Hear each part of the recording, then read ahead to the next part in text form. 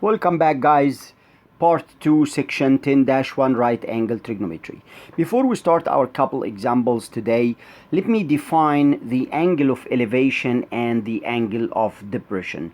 Take this aeroplane and this tower.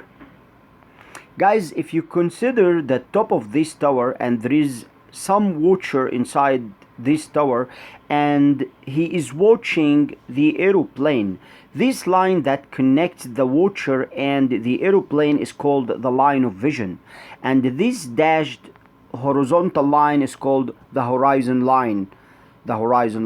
Guys, the angle between the horizon and the line of vision is called the angle of elevation because this guy is looking up, so it's angle of elevation. Take the opposite position.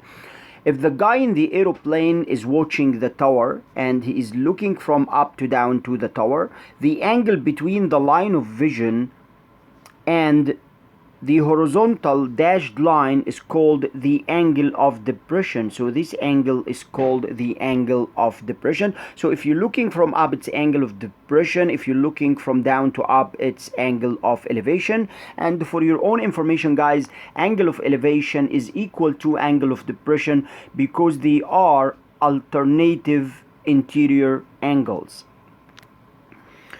In example number 4, guys, it's a geology application. A biologist whose eye level is 6 feet above the ground. So the guy is right here and his eye level is 6 feet above the ground. Measures the angle of elevation. Guys, this is the angle of elevation. This guy is looking up to an object. He's looking to the top of a tree. So this is a tree. We can even visualize our problem and create some nice visuals. This is the tree. You can also draw whatever you like. Some apples or oranges are dangling from the tree, so you can make it fun.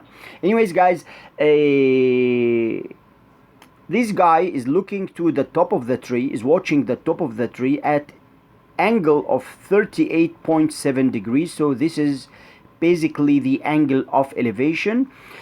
If the biologist is standing 100 feet from the tree base, this is the tree base, and this horizontal distance is 180 feet from the tree's base, what is the height of the tree? Guys, our job, our mission is to estimate the height of the tree to the nearest foot.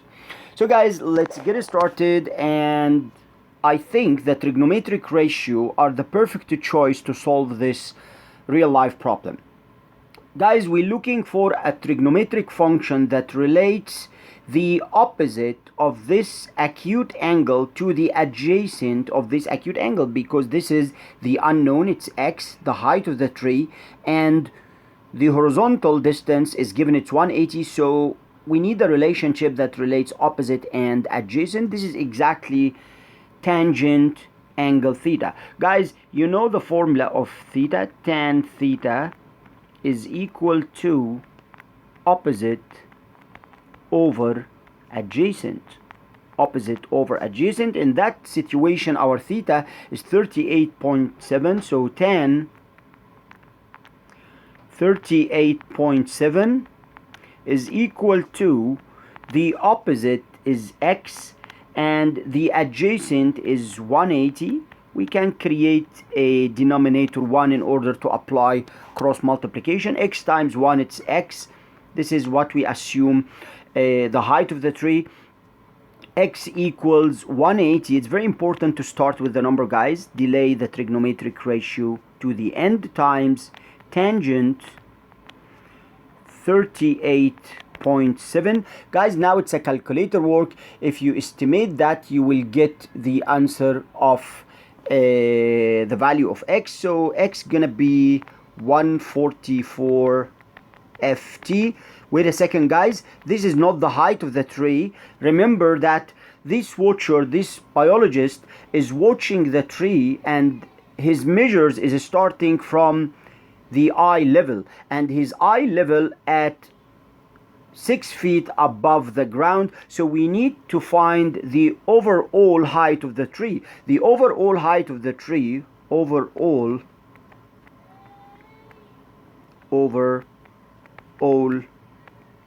height is equal to this 144 plus 6 is equal to 150 feet. So the height of that tree, the total height of that tree is 150 feet. Pretty cool. Another three trigonometric functions are very important. We call them the reciprocals of sine, cosine, and tangent. Guys, one trigonometric ratio is called the cosecant of angle theta. The cosecant of angle theta is defined to be the reciprocal of sine. So cosecant theta, we're using CSC instead of writing cosecant. Cosecant theta equals the reciprocal of sine theta. 1 over sine theta is equal to hypotenuse over opposite.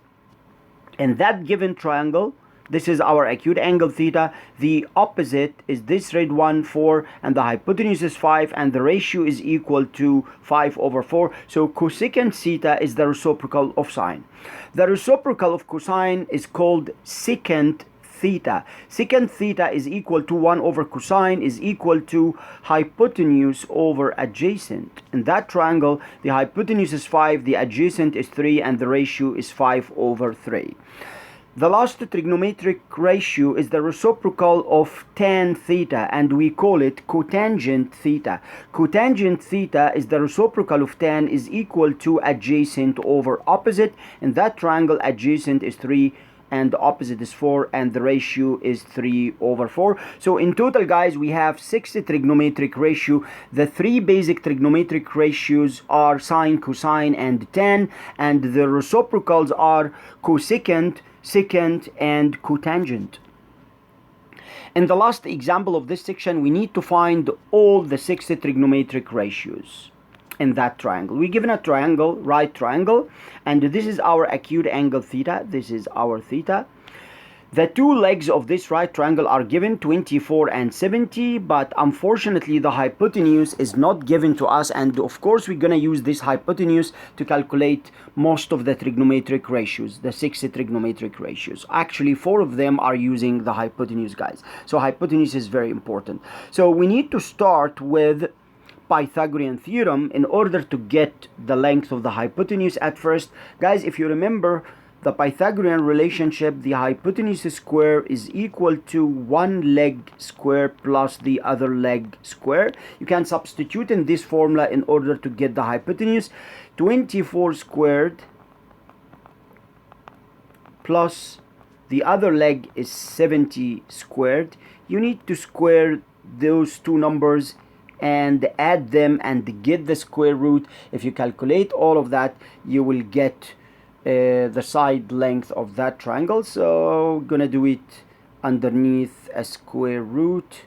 So guys, 24 squared is let me use a calculator. 24 times itself or squared is 576 plus 70 square. 70 square is equal to 4,900.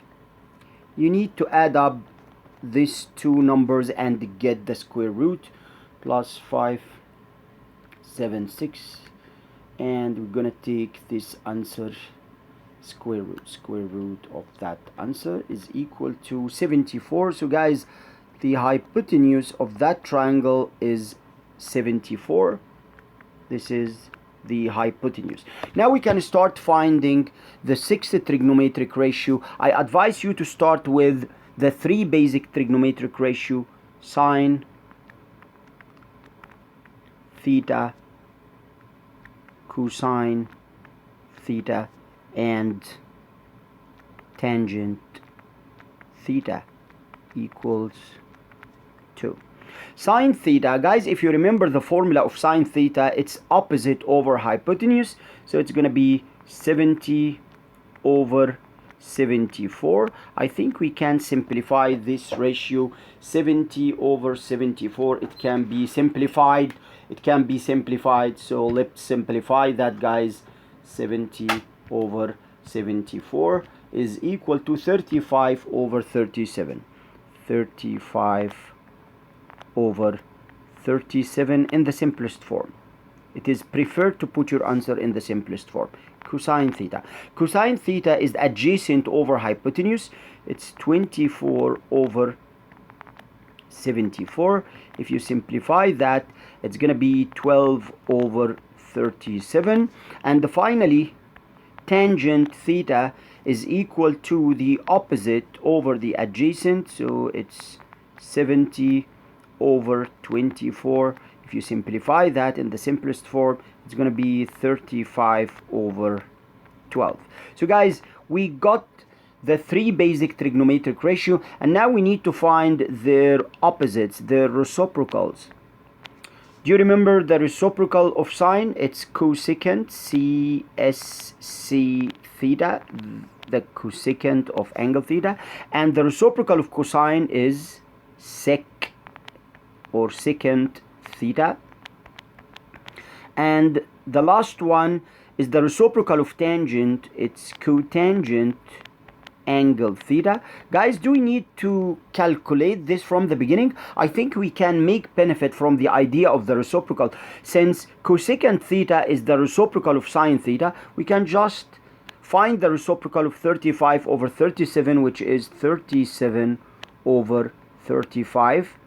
And secant theta is the reciprocal of cosine theta. The reciprocal of 12 over 37, it's 37 over 12. You just flip the fraction. And the cotangent theta is the reciprocal of tan theta. The reciprocal of 35 over 12 is 12 over 35. So guys, we have found the sixth trigonometric ratio of this right triangle.